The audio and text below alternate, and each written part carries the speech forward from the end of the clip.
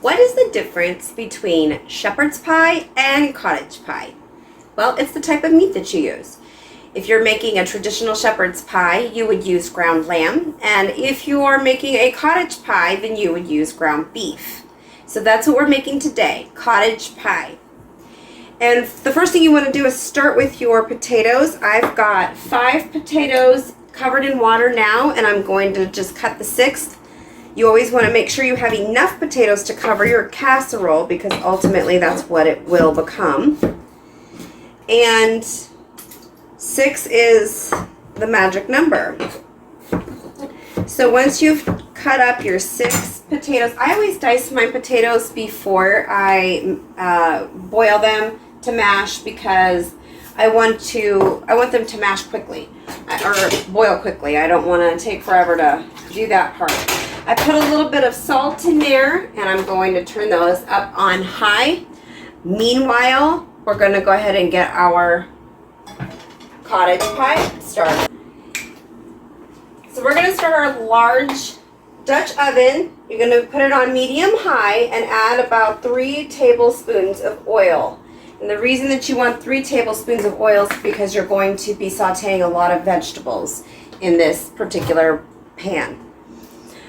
I'm going to chop up my dice up an onion. Want a fine dice. Whoops.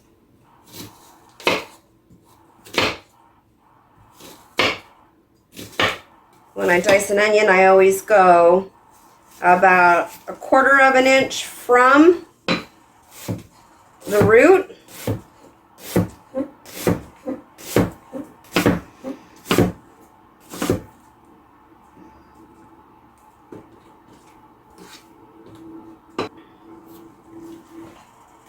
Okay, and then when you're done with that, you just want to get the last bit of the onion. It doesn't have to be perfect, because you're just going to saute them anyway.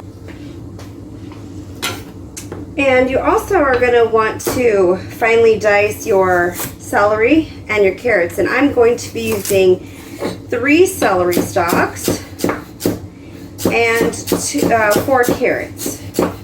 Just finely dice those.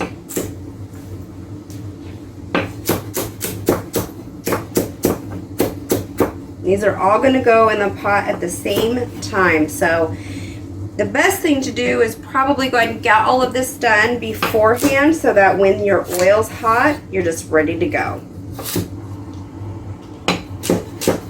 And then I need to cut this one actually in 4ths because it's a little bit thick.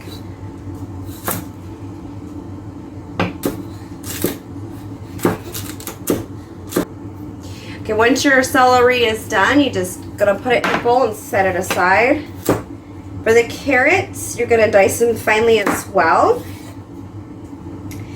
And because they're round, you probably just want to cut them into 4ths, like little sticks, I guess. Oh, that one didn't get cut all the way.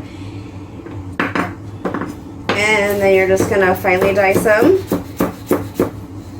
And you guys can put them just in the same bowl. You don't have to get a brand new bowl for every single thing. I do that, but you know, I like dishes. No, I don't.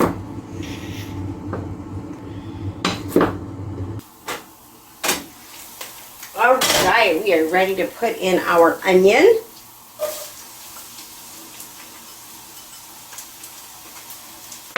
And our celery.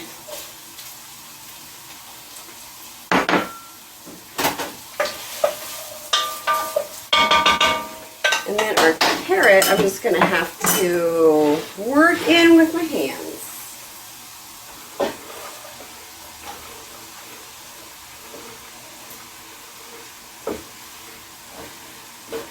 All right. And then you're going to give that a good stir. Make sure that all of the vegetables are coated with the oil that's in there.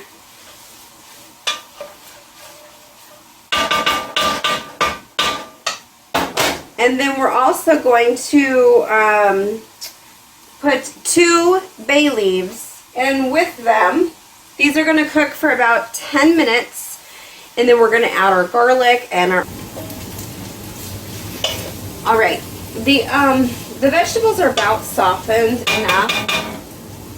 I'm going to quickly just slice thinly 2 cloves of garlic. Nice and thinly. There we go. All right, there's one, and then I'm going to slice the other, and then we're going to add it to the pot. Now, remember, I've told you in the past that blooming your garlic is the way to go. It releases the garlic oil and gives it the ultimate flavor. So what you're going to want to do, you didn't see that, is you're going to move your vegetables off to the side of your pan. These to the side, just move them to the side. And then put your garlic right in the middle on this oil. And let that garlic sit there and cook for about 30 seconds. After 30 seconds, you're going to start to smell that garlic. That was quick. And once you start to smell that garlic is when you want to stir it into everything else. You do not want your garlic to burn.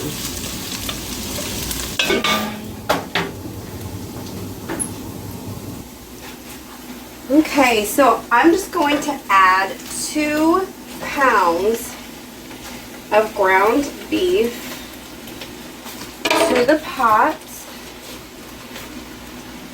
And again, if you want to make a traditional Irish shepherd's pie, instead of ground beef, you would actually use ground lamb.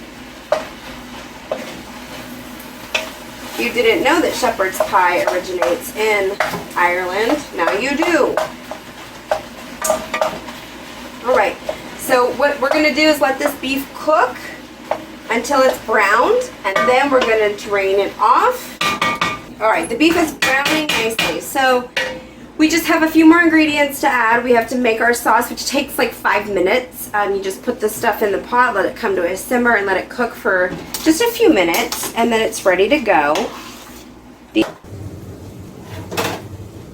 Okay, you guys, so the potatoes just got done. And I just like to give it a quick mash before I put any liquid in so that I'm not splashing milk and butter up at me and all that.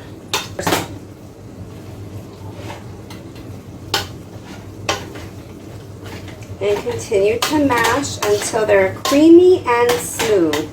And if you guys need to add more oat milk or any kind of milk you're using, or butter, feel free to do so. Pretty much my measurements are just a starting point, and then you go from there and what you like. Flavor-wise, what the potatoes need, don't need, you know, use your discretion for sure. You also want to make sure that you salt and pepper your potatoes as well. Alright, these are just about there. I like to just make sure that I get them all nice and creamy because I don't like to get a big chunk of potato in my mouth when I'm eating mashed potatoes. Contrary to some people's belief, mashed potatoes are not supposed to be lumpy. Okay, I think that's about good enough. As far as the mashing is concerned, I liked that flavor. Let me just try it one more time because I think I added a little bit more butter. A little bit more milk. Give it one more taste. There we go.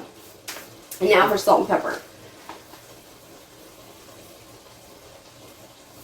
So when you're cooking these at home and you're not doing the casserole, but you're just going to be serving them on the table or making everybody's plates, however you do it at home, and you need to add a little bit more milk, that's fine. You can just turn on the burner if you want to keep them hot. Okay, so I have the beef still draining. We are going to start our sauce to this pan. There's still a little bit of fat in there. I'm going to leave that there. We're going to add 1.5 tablespoons of cornstarch to the bottom of the pan.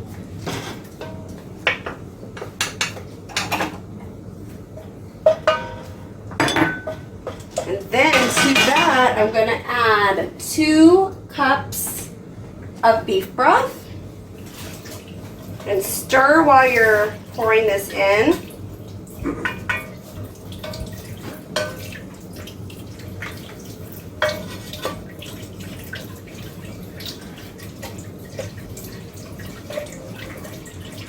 That way the cornstarch doesn't gel up. This is going to act as your thickening agent. It's going to be your thickening agent for your sauce.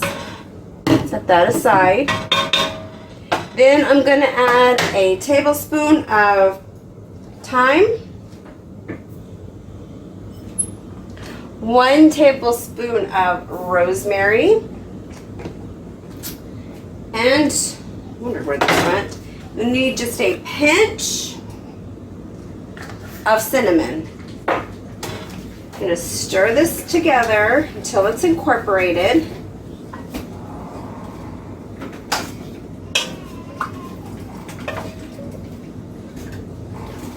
And we're going to let this come to a simmer and let it simmer for about 3 to 5 minutes. And in that time, I'm going to go ahead and I'm going to season it with salt and pepper, but I want to go ahead and get it started first. Okay, it's been about 5 minutes, and I am just going to go ahead and slowly add the beef back because you don't want that sauce to splatter. I just want to show you real quick now. Joe happens to be in the room with Connor because Connor's not feeling good, so I'm going to just show you myself. This is what your sauce should look like, okay? Now, it may start out as you pour in there like a light brown, but once the cornstarch and once the cornstarch and the beef broth come together, that will change dramatically and it will turn that dark color. All right, that's all in there. And now I'm going to add back the 2 bay leaves that we had in there. I'm going to give it a good stir. Flavors can meld together. And then we'll be for about 5 minutes just so that everything kind of comes together. And with me, roll dish. And I am going to just pour in as best I can the meat mixture on the bottom. There, got a little bit left in there. I'm gonna have to scoop it out on my own. Here, and we just want to make it as even as possible. I keep flinging food. I don't know if you can see this or not, but that's what I am doing. All right, and then for the potatoes, I just dollop the potatoes on because we're just going to spread them out in a minute.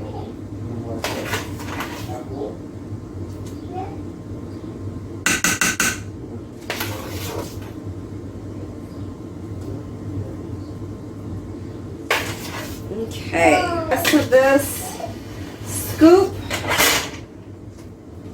some vital potatoes there, you know. I try to go as, you know, I should probably use an offset spatula for this. I'm just using my spoon.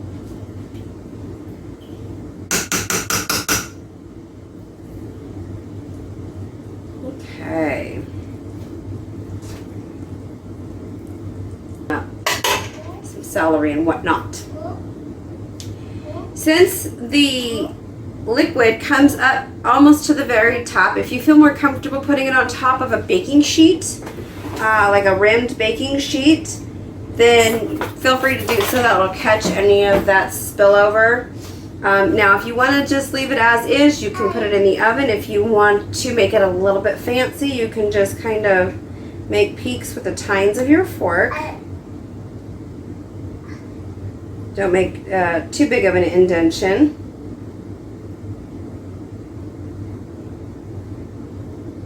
That just gives it a little bit of a fancier look to it.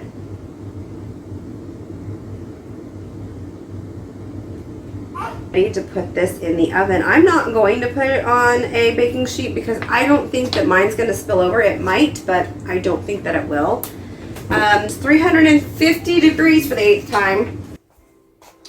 All right, you're about ready to put it in the oven. I like to take little pieces of butter. These have been sitting out just a little bit long. And I cut them into small cubes and just kind of spread them out along the top for that browning effect as it cooks. 350 for 30 minutes.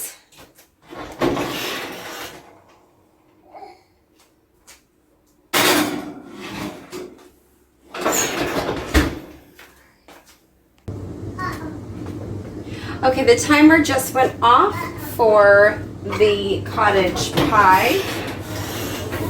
I'm gonna just take it out. That looks beautiful. Those peaks really did brown at the top here. I don't know if you can see this. I'm gonna try to show you without spilling. It did not boil over, but this is the top of it. You can't see the peaks from here. Either way, they're there, they're brown, they're beautiful. It's a wonderful thing. The very last thing we need to do before we serve is, well, first we need to let it rest for 5 minutes before we serve it, but we're gonna put paprika on top. I'm using smoked paprika, and you guys, seriously, paprika is such a strong flavor that you just really wanna minimalize your usage of it. So I'm just going to take it in my hand and just kind of sprinkle it on top to keep it a little bit even, and so that we don't go overboard. Just kind of give it not only a nice color to the potatoes, but also a nice flavor to the entire dish.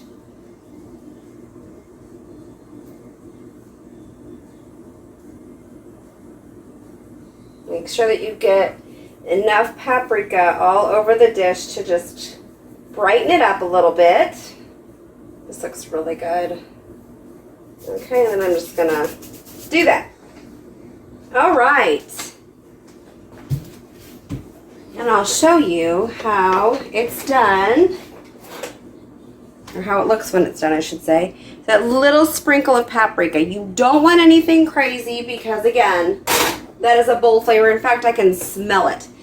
So I'm going to let this sit for about 5 minutes before I cut it up into cubes to serve.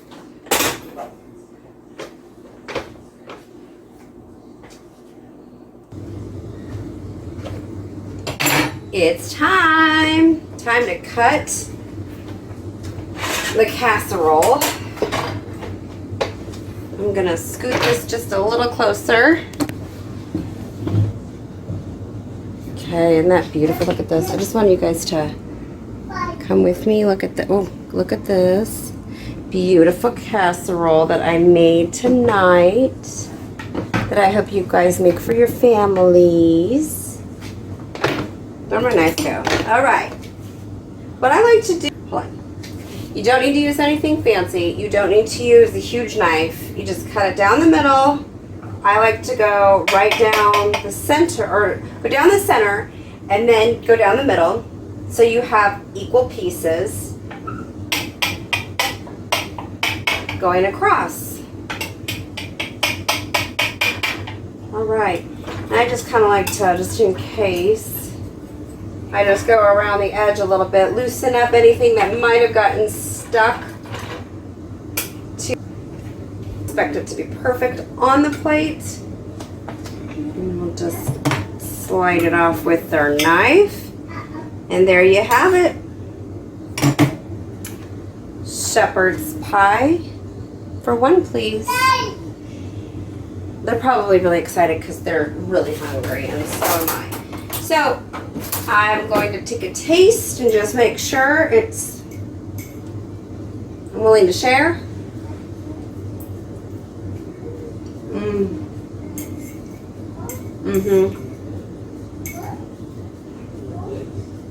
The potatoes are so good. Everything's so good. You guys, you gotta make it. You got the beef. And you have your carrots in there, and your celery and onions, and your potatoes, and your beef. It's so delicious. I love this. That paprika is bringing out a flavor That smoky flavor that just adds so much to this dish. You guys have to make it. I'm gonna go eat that. And then when we come back, you guys, we're going to make dessert. So we're gonna eat our dinner and then have dessert, which is gonna be sauteed cinnamon apples. Now that dinner's over, I am starting dessert, and I am making sauteed cinnamon apples. Depending on the size of your family, we have 3, so I always use a 12-inch skillet. Cast iron is preferred, but I don't have one that large yet. What I've done is taken 8 Granny Smith apples. I've peeled them, I've sliced them, and I use an apple slicer because this is the easiest way to get your apples sliced and the core removed. Be mindful of the seeds. The seeds contain cyanide.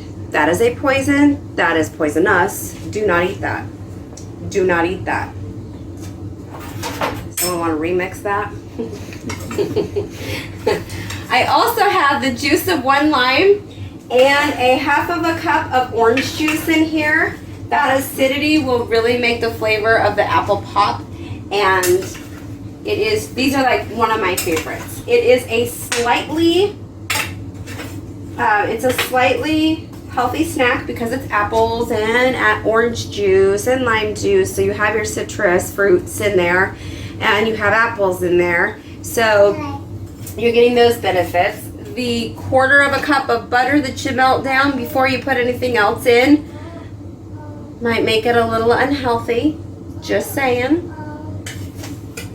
But we use vegan butter, so we don't have that cholesterol issue or the fat issue when it comes to our butter. So these are in here, and we are going to let these cook for probably usually like in a cast iron skillet, it'll take about 7 to 10 minutes, but a cast iron skillet is hot all the way around all the time because if you're me, you heat it up in the oven first. Otherwise, if you put it just directly into a cold skillet, or preheated skillet on the burner, it would take a little bit longer. So I'm gonna let these go for probably about 15 minutes, just so that they can cook down quite a bit, because they are right now in full form.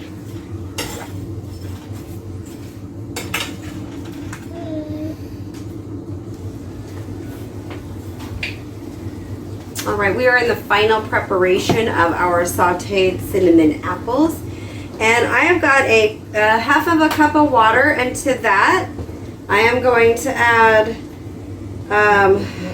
3 teaspoons of cornstarch. Sorry, I forgot my measurement for just a second.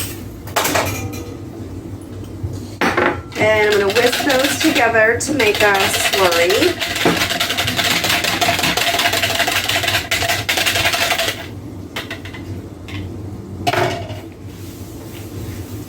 All right, and then I am just going to pour this right into the apples and stir those up good. And this is going to act as your thickening agent because you're going to make basically a cinnamon sauce. The apples are extremely delicate at this point, so you just want to be a little bit careful of stirring them. And then I have a cup of lightly packed brown sugar, and I am just going to take that and just kind of break it up amongst the apples.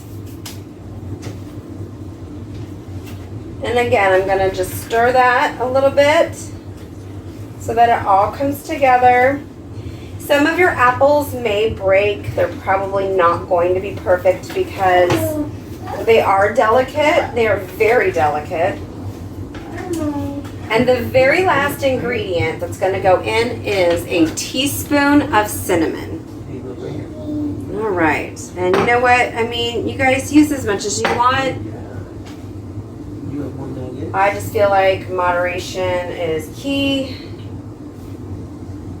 And just sprinkle it all over. And then we're going to stir it in again gently.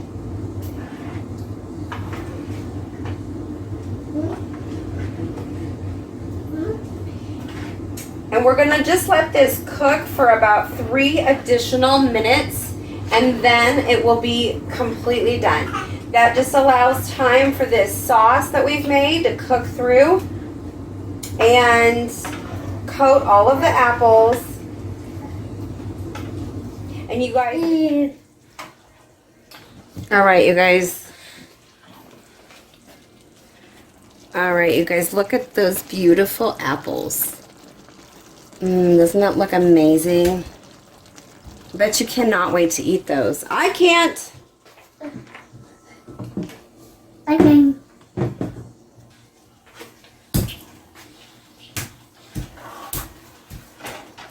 Okay, so it's been about 3 minutes. You guys got to see the beauty that is these apples, that are these apples, I should say. And now we are just going to turn off the burner here and plate.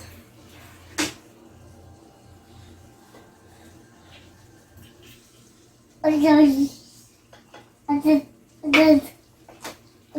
here you have it. Sauteed cinnamon apples, piping hot, right from the pan. I'm going to taste them anyway, because that's what I do. I have to make sure that it's worth sharing. Otherwise, I'll just, keep it to myself. So, you guys gonna make this tonight? Oh my God, stop it. Stop it. The apple's tart. That cinnamon is bold. That brown sugar just kind of marries everything together really, really well. I'm certainly missing vanilla ice cream right now because that would just make this perfect. Not that these aren't perfect by themselves, but a big scoop of vanilla ice cream would really sing harmonies here, if you will. You guys, thank you. Thank you for coming. Thank you for joining me and helping me cook dinner and my dessert tonight. These guys are hungry still. Joe ate 2 helpings of dinner. Now he says, when are those apples going to be done? I'm waiting over here, lady. And I said, I'm eating them, so be with you shortly. Anyway, you guys, I appreciate you coming. Thanks so much. I hope you'll make this for your family. Make all my recipes for your family so far, and I cannot wait to bring you more. Thank you again. You guys hit like, hit subscribe. You can follow me here at Rachel's Kitchen Table. Also, you can find me on Instagram at Rachel's_kitchen_table. And at Pinterest, Rachel's Kitchen Table, or Rachel's_kitchen_table. It's a lot, I know, those underscores. I gotta separate the words, Thanks you guys again for coming. Have a good night and happy eating. Bye.